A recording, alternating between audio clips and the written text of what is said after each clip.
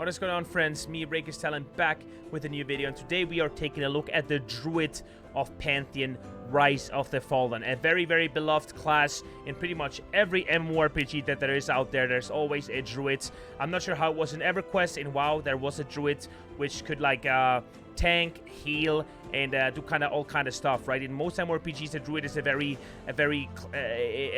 class that can do a lot of things at the same time. They can heal, they can tank, they can like change its form, and it's like one with nature, right?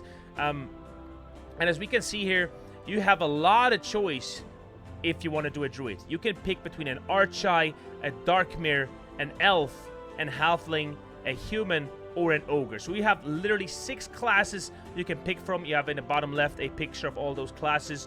So very, very interesting here that you have such a big variety. Obviously the elves, my favorite race, obviously also able to make a Druid, but we also see the halflings here, a very, very new kind of race. Seems really cool to me as well. Super nice picture here, and let's see what the Druid is all about. We have a little bit of a story here about the Druid that you can kind of read by yourself. If you go to PantheonMMO.com, you can read all kind of stuff about every race and class and all the lore. So yeah, I really recommend you guys to go on this website and give this game some love. As we can see, the group role is actually healer. So the Druid is a healer in Pantheon Rise of the Fallen. This is going to be super interesting now. As you guys know, I did my first video of the classes was actually a Cleric. So I'm going to kind of see here how this contrasts to the Cleric. And this should be super, super interesting because this is our second healer that we are reviewing here. He's using the combat source Mana. So we saw that the Cleric actually had like some other stuff here as well, but the Druid is only using Mana. Mana very common. If you played WoW, for example, you are very, very familiar with Mana. Very simple. This one blue beautiful bar, right? And that seems really cool to me. That Mana is just, it is just what it is, right? Simple and just kept really simple here. Mana as the combat resource. Available armor, cloth and light leather. So it's a very, very light wearing class. Especially if you look what the Cleric was able to wear. The Cleric could even put on like even like plate and shields. So we can see the Druid only being able to wear cloth and light leather. So he has to somehow make up for this. And I'm super interested to find out where he kind of does that. Available weapons, we have the club, the mace, the staff, quarterstaff, and a long staff. So you would probably wear a staff with this class, but also like a club, mace, staff. Really cool, really cool. Especially I like the picture of the halfling here, as you guys can see, and seems really interesting to me. Let's see what the abilities can do, and let's take a look at them. Featured abilities. Harness traits. As a living conduit of the natural world, you are able to harness the traits of natural things through tactile contact. Once harnessed, you may imbue these traits into yourself and others. As you become more experienced, you will be able to harness more powerful traits from a wider variety of things. Each Druid can have only one kind of trait active on a target at a time. So this is, I mean, even if you read this and you're not a perfect native English speaker, this is leaves a lot of room to the imagination what this exactly means.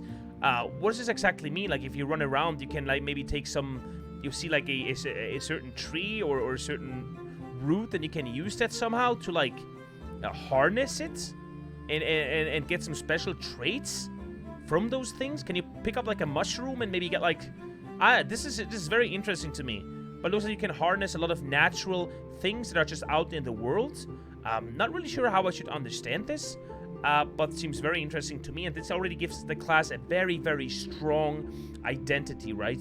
As you can see, like being one with nature, being able to harness stuff out there in the natural world, really, really cool, and fits the Druid perfectly well. I really like this.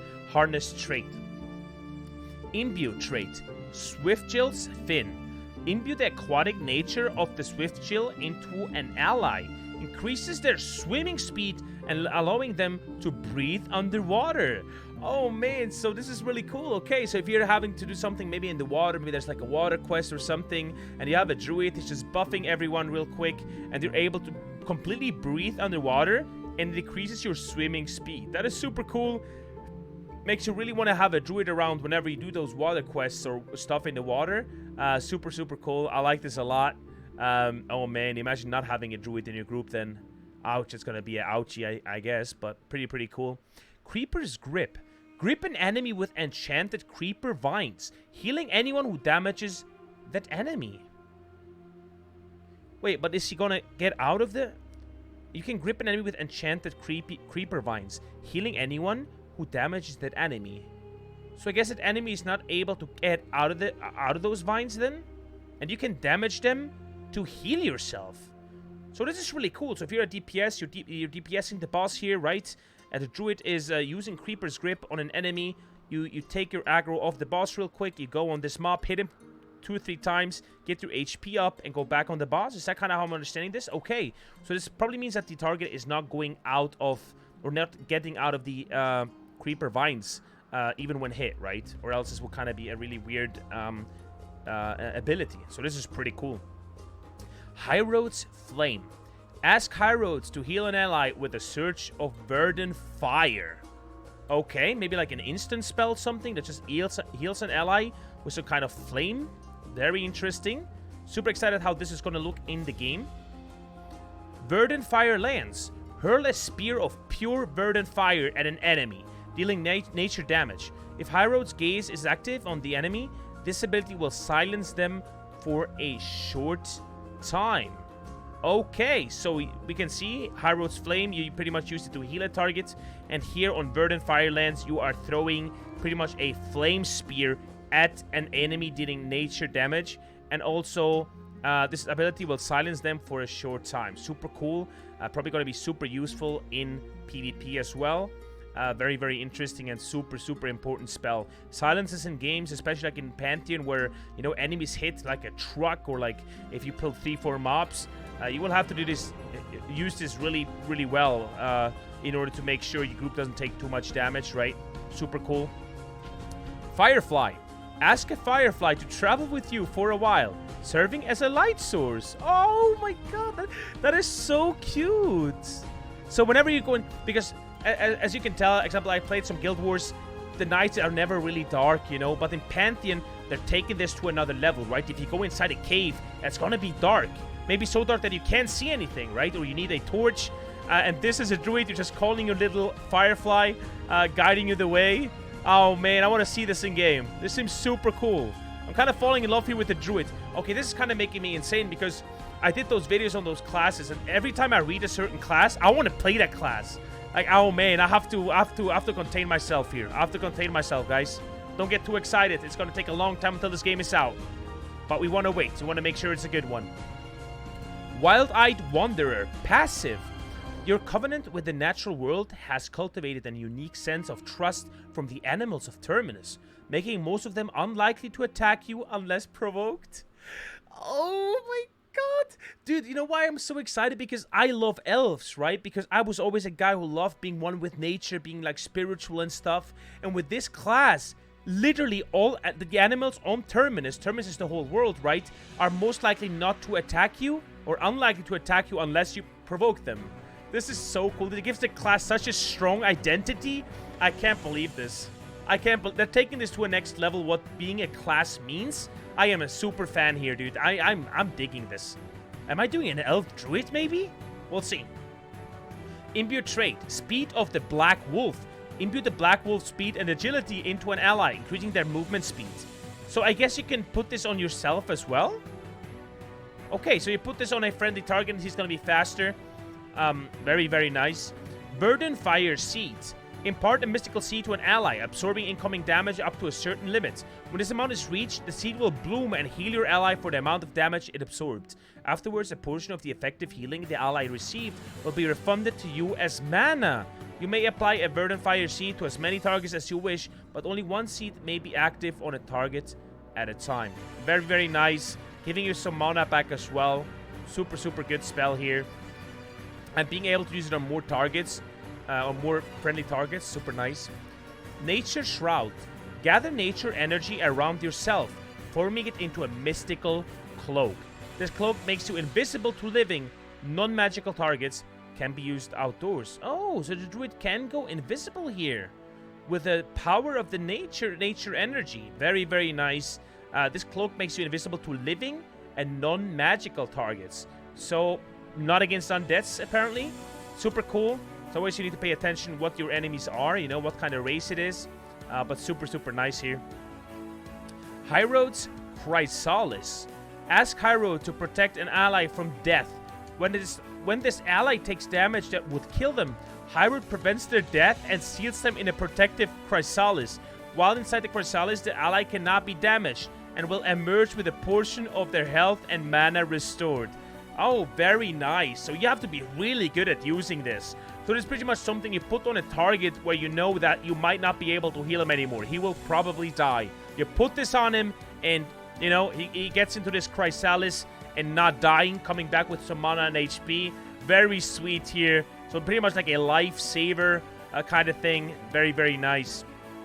Vine-wooden bridge. Form a bridge of interlocking vines, allowing yourself and others to cross a gap that is too wide to jump across? What? Oh, I want to see this in game. This is an insane idea. So you can travel over stuff that others maybe can't, hoping that flying mounts are not really going to make it into the game. Oh, I hope not. Oh god. Oh, that's going to be hard, but let's not think about this yet. Let's just listen to those awesome abilities here. That is so cool. So the Druid can kind of take nature and build bridges that other people couldn't cross. Super nice. I love this. And doing this for the whole group as well. So I wonder if like other people who are not in the group can also travel over that. If they are nearby. I would assume so, right? Wandering Stones. Explorers have noted the presence of ancient, iridescent stones hidden amid the grooves and wilds of Terminus. These stones have come to be known as Wandering Stones and are seething with druidic magic. Because of this, it is rumored that druids are able to attune to these wandering stones and travel between them. Perhaps there is even more to these stones than most realize. So the druid has his own unique fast travel?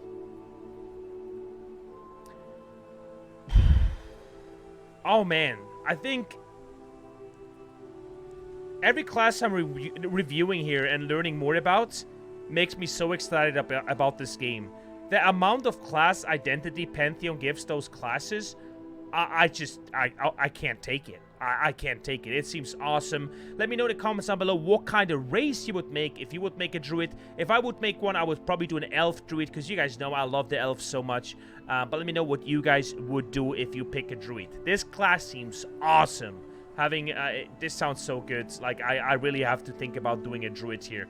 But as you guys know, I'm streaming almost every day up here if you guys want to visit me on Twitch. If not, I see you guys in my next video. And I hope you guys have a great time. And see you later. Bye-bye.